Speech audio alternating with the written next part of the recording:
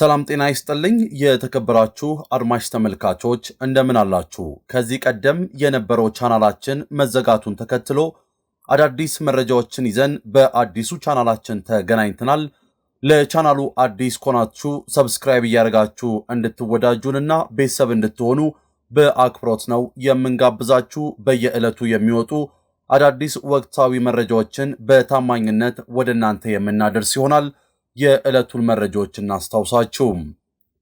በቤንሻንጉል ጉሙዝ ክልል ግልገል በለስ ከተማ ዛሬ ከንጋቱ 12 ሰዓት ጀምሮ ድባቂ በተባለ አቅጣጫ የተከፈተ ተኩስ ከተማዋን ሙሉ ለሙሉ በቁጥጥር ስር ለማዋል ያለመ እንቅስቃሴ ተደርጎ እንደነበረ ተገልጿል።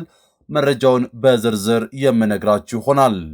የህወሓት ታጣቂዎች ወደ ራያ ቆቦና አካባቢው በእግር እንቅስቃሴ ዛሬ መቀጠላቸው ተሰምቷል። የህወሓት ታጣቂዎች ከትላንት አመሻሽ ጀምሮ አዲስ የእንቅስቃሴ አቅጣጫ በመያዝ የእግር ጉዞ መጀመራቸውን ከአካባቢው የተገኙ መረጃዎች ያመላክታሉ። በፌዴራል መንግስቱና በህወሓት ታጣቂዎች መካከል የተደረጉ ውጊያዎችን አካተን ይህንን መረጃም በዝርዝር የምንነግራችሁ ይሆናል። የሀገራዊ ምክክር ጉባኤ በይፋ ከተጀመረ አንድ ወር ሊደፍን ጥቂት ቀናት ቀርተውታል። ባለፉት ሳምንታት በዚህ ጉባኤ ላይ ጎልተው ከወጡ ጉዳዮች መካከል የስርዓተ መንግስት ወይንም ፓርላመንታዊና ፕሬዝደንታዊ የሚሉ ጉዳዮች አጨቃጫቂ እንደሆነ ተሰምቷል። ፓርላመንታዊ ባለበት ሆኖ ጠቅላይ ሚኒስትር የሚለው በፕሬዝዳንትነት እንዲተካ የአዲስ አበባና ድሬዳዋ አጀንዳዎች በአዳራሹ ብቻ ሳይሆን ከዛም ባሻገር አነጋጋሪ ለመሆን የበቁ መሆናቸውን ተመልክተናል። ይህ ጉባኤ ከመጀመሩ አንድ ዓመት ከመንፈቅ ገደማ አስቀድሞ ኮሚሽኑ የ3 ዓመታት የሥራ ዘመኑ ሲጠናቀቅ አንድ ዓመት ሲራዘምለት የካቲት 11 ቀን 2017 ዓ.ም በነበረው አስቸኳይ የፓርላማ ስብሰባ ይኸው የፕሬዝዳንታዊ ስርዓት መንግስት ጉዳይ ዋነኛ መነጋገሪያ ነበረ።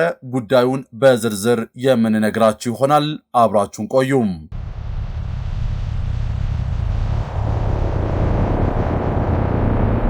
ግልገል በለስ ተከፍቶ የነበረው ተኩስ የበርካቶች መነጋገሪያ ሆኗል።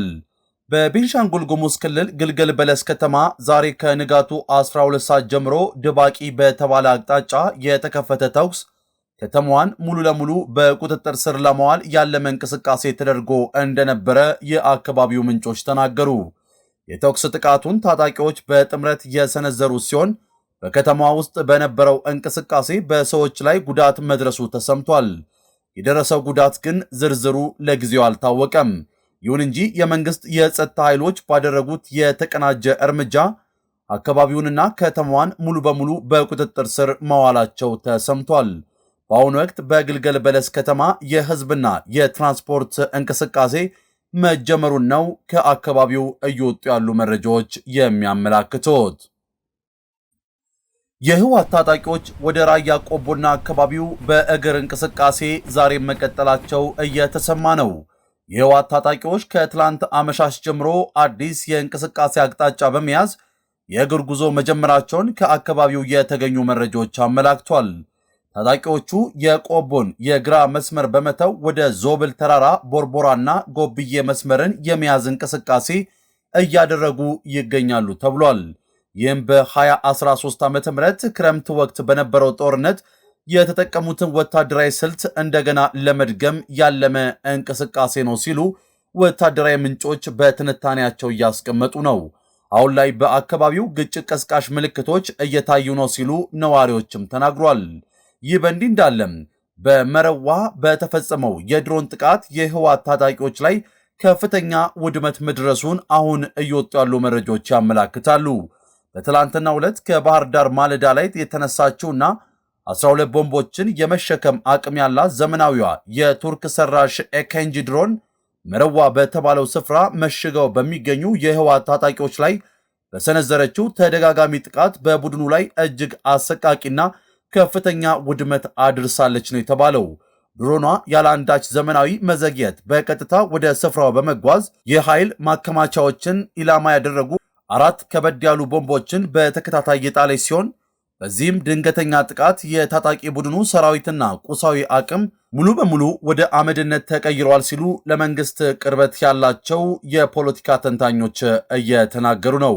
የተከበራችሁ አድማጭ ተመልካቾቻችን በዚህ ወታደራዊ እንቅስቃሴ ላይ የሚወጡ አዳዲስ መረጃዎች ካሉ ይዤላችሁ የምቀርብ ይሆናል። ወደ ተከታዩ መረጃ አለፍኩኝ።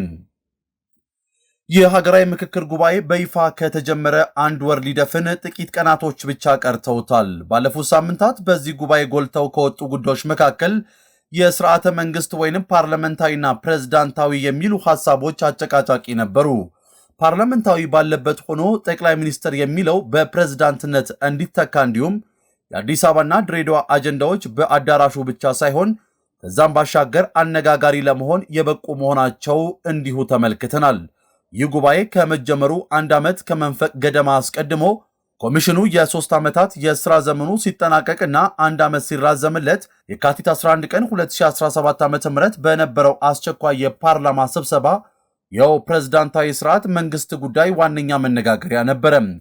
በወቅቱ በፓርላማው የነበሩት ዶክተር ደሳለኝ ጫኔ ይህ ኮሚሽን ዋናው ግቡ የብልጽግና ፖለቲካዊ ግብ ማስፈጸሚያ ወይንም ፓርላመንታዊ ስርዓት በፕሬዝዳንታዊ ለመተካት ነው የሚል መረጃ በስፋት እየተሰራጨ መሆኑን በመጥቀስ ጥያቄ አቅርበው እንደነበር ይታወሳል። በፓርላማው የመንግስት ዋና ተጠሪ ሚኒስትር ተስፋዬ በልጅጌ ብልጽግና አጀንዳውን በወቅቱ ባያስገባም ሲያስገባ ግን ፕሬዝዳንታዊ ይሁን ብሎ ማቅረብ የሚያሰፍር አለመሆኑን ጠቅሰው ለደሳለኝ ምላሽ መስጠታቸውን እናስታውሳለን። የተከበራችሁ አድማጭ ተመልካቾቻችን ለሰዓቱ አርምጡ ያልናችሁ መረጃዎቻችን የተከታተላችሁትን ይመስል ነበረ። አዳዲስ መረጃዎች ሲኖሩ በታማኝነት ወደ እናንተ የምናደርስ ይሆናል። አብራችሁን ስለነበራችሁ ግን ከልብ አመሰግናለሁ። ለቻናሉ አዲስ ከሆናችሁ ሰብስክራይብ እያደረጋችሁ ቤተሰብ ሆኖ